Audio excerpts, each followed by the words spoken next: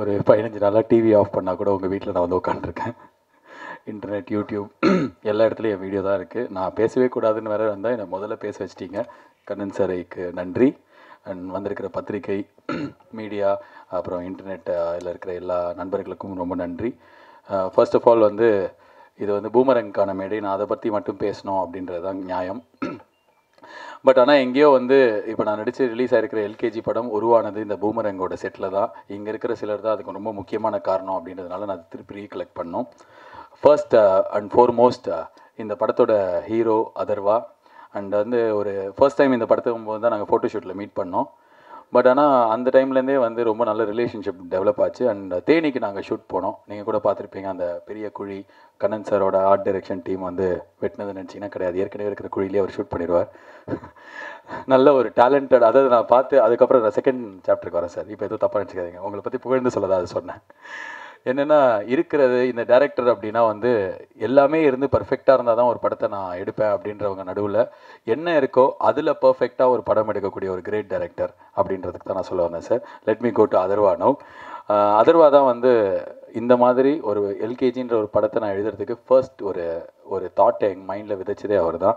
So shooting நடந்துகிட்டே இருக்கும்போது ஒரு கன்னட படம் வந்திருக்கு. அதை வந்து என்ன அந்த ஹீரோ பார்க்க சொல்லி அதை நீங்கள் ரீமேக் பண்ணுறீங்களான்னு கேட்டிருக்காரு. நான் சொல்லியிருந்தேன். அவரும் அந்த படத்தை பார்த்துருந்தார். இல்லை நீங்கள் கண்டிப்பாக பண்ணணும், நீங்கள் போய் அந்த படத்தை பாருங்கன்னு சொல்லி அதுக்கப்புறம் தான் நான் பார்த்து எனக்கு அந்த படம் பெருசாக பிடிக்கல. இல்லை எனக்கு படி பிடிக்கல அப்படின்னோடனே அப்புறம் அந்த படம் பற்றி பேசினோம். ஸோ அந்த படமே பிடிச்சது அப்படின்னா கண்டிப்பாக நீங்கள் எழுதினா இன்னும் ரொம்ப பிடிக்கும், இன்னும் பெருசாக ஆகும் அப்படின்னு சொல்லிட்டு ஒரு ஹீரோவாக இருந்தாலும் எனக்கு எதுக்கு இது, இவனை எதுக்கு நம்ம பேசி இந்த மாதிரி உசுப்பேற்றி விடணும் அப்படின்னு யோசிக்காமல் செல்ஃப்லெஸ்ஸாக he made me do this film. he started the writing process. thank you so much Atharva.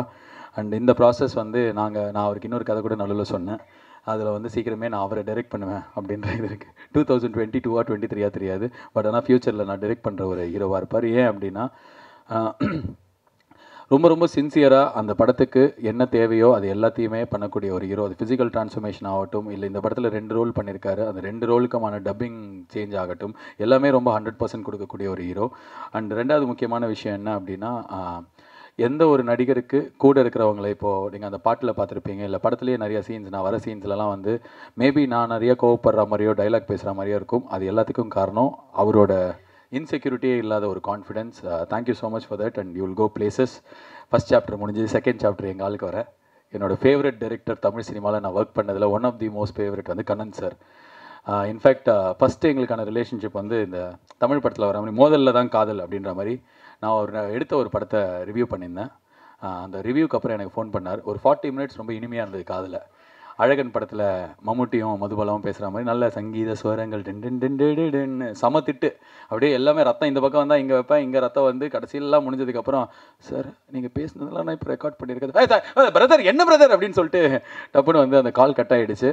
ஆனால் ஆக்சுவலாக என் ஃபோனில் இப்போ ரெக்கார்டரே கிடையாது. 1100 ரெக்கார்ட் பண்ண முடியாது. பட் இது நடந்து முடிஞ்சு ஒரு 2-3 இயர்ஸ்க்கு அப்புறம் நான் நடிக்கலாம் ஆரம்பிச்சதுக்கப்புறம் யுவன் தந்திரன் கதையோட அவர் வந்தார். அப்போ வந்து எனக்கு கதை ரொம்ப பிடிச்சிது. இன்னொன்று அவரை ரொம்ப பிடிச்சிச்சா, இவராக என்ன திட்டினார் என்னால் நம்பவே முடியல. பாலுங்கிறது உங்கள் பேர், பலார் நானே பார்த்துக்கிறேன். ஆனால் வந்து நல்ல ஒரு அண்டர்ஸ்டாண்டிங் இருந்தது முதல் சந்திப்புலேயே. அப்போ நான் சொன்னேன், சார் நான் கண்டிப்பாக பண்ணுறேன் சார், நம்ம காம்பினேஷனில் இது 2வது படம் இல்லை அப்படின்னு. என்னது அப்படின்னா, இல்லை ஃபஸ்ட்டு படம் சேட்டை அப்படின்னா, ஓஹோ என்ன நீங்கள் அப்படின்னு சொல்லிட்டு ஒரு பாசத்தில் என்ன அந்த படத்துக்குள்ளே கூப்பிட்டு போனார். ஸோ யுவன் தந்திரன் தான் வந்து எனக்கு ஒரு ரைட்டராக ஒரு கான்ஃபிடென்ஸ் கொடுத்த படம். ஏன்னா அவரோட கதை திரைக்கதை வசனமாக இருந்தாலும் ஒரு சில சீன் வந்து இதெல்லாம் வேணாமே சார், நம்ம வேறு எதாவது பண்ணலாம் அப்படின்னும் போது என்ன பண்ணலாம் அப்படின்னு கேட்டு நான் அதுக்கு ஒரு சில சீன் சொன்னதுக்கப்புறம் நல்லா இருக்குன்னு விட்டார்.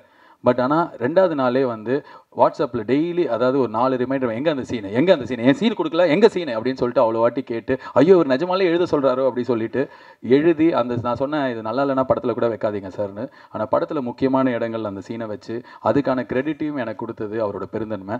ஸோ அந்த இடத்துல தான் எனக்கு ஒரு ரைட்டராக எழுத முடியுன்ற கான்ஃபிடென்ஸ் வந்தது. அண்ட் அகெயின் இந்த பூமரங் டைமில் நான் இந்த படம் எழுத ஆரம்பிக்கும் போது every time he gave me lot of good words to talk about like எனக்கு கான்ஃபிடென்ஸ் ஏற்றினார். அண்ட் இந்த படத்துலையும் ரொம்ப ரொம்ப இம்பார்ட்டன்ட் ரோல். சும்மா வந்துட்டு போகிற ஒரு பையனாக இல்லாமல் ரொம்ப ரொம்ப கோவமாக இன்றைக்கி இருக்கிற நிறையா முக்கியமான விஷயங்கள். ஸோ இப்போ நான் படத்துக்கு வரேன். 3வது சாப்டர்.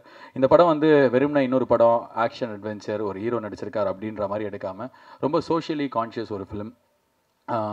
முக்கியமான ஒரு பிரச்சனை, கிட்டத்தட்ட ஒரு 30-40 வருஷமாக இந்தியா ஃபுல்லாக பேசியிருந்தாலும் அப்பப்போ நியூஸில் வந்தாலும் சால்வே ஆகாத ஒரு பிரச்சனை. நதிநீர் இணைப்பு, காவேரி பிரச்சனை, அது சால்வ் ஆகாதது எதனால, ஏன் சால்வ் ஆயிருக்கலாம் அப்படின்ற சொல்யூஷன் எவ்வளோ இருந்தது, அதை பண்ணால் என்ன ஆகும் விவசாயிகளுக்கு அப்படின்னு சொல்லிட்டு இன்றைக்கி அவங்க இருக்கிற நிலைமையை பற்றியும், சால்வ் ஆச்சுன்னா அவங்க எப்படி இருப்பாங்க அப்படின்றத பற்றியும் ரொம்ப நிறைய ரிசர்ச் பண்ணி இந்த ஸ்கிரிப்ட் எழுதியிருக்கார். ஸோ ரொம்ப ஒரு சோஷியலி ரெலவெண்ட் படம் தான் எடுத்திருக்கோம். சும்மா ஏனோ தானோன்ற ஒரு படம் கிடையாது. I feel very proud to be part of this film.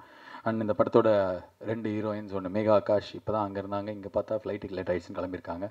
And Induja, 2 Tamil தெரிஞ்ச ஹீரோயின். அண்ட் நான் ஒர்க் பண்ணது ஃபுல்லாக இந்துஜாவோட தான். இன்ஃபேக்ட் அவங்க வந்து நான் ஆதரவாக நிறைய வாட்டி பேசியிருக்கோம். பயங்கர டேலண்டட், செம்ம அழகாக இருக்காங்க, தமிழ் சூப்பராக பேசுவாங்க. நான் பிரியானந்துக்கு சொன்னது என்னவோ அதே தான் இவங்களுக்கும் சொல்லுவேன். நம்ம ஊரில் வந்து தமிழ் தெரிஞ்ச பொண்ணுங்க, தமிழ் தெரிஞ்ச ஹீரோயின்ஸ்லாம் இன்னும் நிறைய யூஸ் பண்ணணும். And I really wish she does lot of film. And young talents technical team இருக்குது இந்த படத்தில். செல்வா இவர் தான், கண்ணன் சார் தான் இன்ட்ரடியூஸ் பண்ணி விட்டார். பரியேறும் பெருமாள் படத்தையும், பூமரங் படத்தையும், ஈவன் தந்திரன் படத்தையும் எடிட் பண்ண ஒரு கிரேட்டஸ்ட் டேலண்ட். அடுத்த வருஷம் அவருக்கு நேஷனல் அவார்ட் கிடைச்சாலும் ஆச்சரியப்படுறதுக்கு இல்லை பரியேறும் பெருமாளுக்கு. ஏன்னா அந்தளவுக்கு அவரோட ஒர்க் இருக்கும் அதில். அந்த படத்தில் இருக்கிற சில பாட்டெலாம் வந்து எப்படி இதை கட் பண்ணாங்க, ஒரு எமினம் சாங் மாதிரி இருக்குன்னு ஆச்சரியப்படுற அளவுக்கு டேலண்ட். ஸ்டேஜில் கம்மியான ஆளுங்க இருக்கிறனால நிறையா புகழ முடியுது. அண்ட் ரதன், நம்ம ஊரில் இன்னும் வெளியில் தெரியாத ஒரு மனிதர். ஆனால் அர்ஜுன் ரெட்டி அந்த படம் வந்து தெலுங்கில் மட்டும் இல்லை, இந்தியா ஃபுல்லாக பெரிய ஹிட். இப்போ அதோட ஆதித்ய வர்மா நீங்கள் தான் மியூசிக் போகிறீங்க. ஆல் தி பெஸ்ட் உங்களுக்கு. இந்த படத்துலையும் லகான் படத்தில் வர மாதிரி பிரம்மாண்டமாக ஒரு பாட்டு கொடுத்துருக்கீங்க. Thank you so much. அன்றைக்கி நடுவில் கை கட்டு யார் வீட்டு ஃபங்க்ஷனுக்கும் அந்த மாதிரி உட்காந்துருக்கவர் தான் கண்ணன் சாரோட முதுகெலும்பு. அவருக்கு இல்லாமல் ஒரு அணுவும் அசையாது. சோறு தண்ணிக்குள்ளே எல்லாம் வேலை செஞ்சுருப்போம். ஆனால் ராம்பிரசாத் இல்லாமல் நாங்கள் வேலை செஞ்சதே இல்லை. ஸோ மார்ச் 8 பூமரங் ரிலீஸ் ஆகுது. இன்றைக்கி இருக்கிற நாளில் ஒரு படத்தை அனௌன்ஸ் பண்ண டேட்டில் அதே மாதிரி ரிலீஸ் பண்ணுறது பயங்கர கஷ்டம். ஸோ அதே ஹார்ட்ஷிப்ஸ் இந்த படத்துக்கும் இருந்திருக்கு. என்னடா ஒரே போஸ்டரில் ரிலீஸ் டேட்டை 4 வாட்டி மாற்றிருக்கோமே அப்படின்ற மாதிரி சலிப்பு தட்டாமல் இப்போ வரைக்கும் இந்த படத்தை மக்களுக்கு எடுத்துகிட்டு போய் சேர்த்துருக்கிற எல்லா மீடியாவுக்கும் ரொம்ப நன்றி. தேட்டரில் வந்து பார்த்தீங்கன்னா கண்டிப்பாக இந்த படத்துலையும் ஒரு டேக்அவே இருக்கும். நல்ல படமாக இருக்கும். இதுக்கப்புறம் நான் பேசினா நீங்களே கூட கேமரா ஆஃப் பண்ணிடலாம். ஏன்னா கரண்ட் சார்ஜ் வேஸ்ட்டு. ஃபோனை கிளிப்பில் போட்டதே இதுலேயே எடுத்து போட்டுக்கோங்க. நன்றி, வணக்கம். அடுத்ததான் நான் யாரை கூப்பிட்டுன்னு சொல்லிடுங்க சார், நானே கூப்பிட்றேன். நீங்களே சொல்கிறீங்க. சூப்பர். கண்ணன் அவர்களை வேடை கழிக்கிறோம்.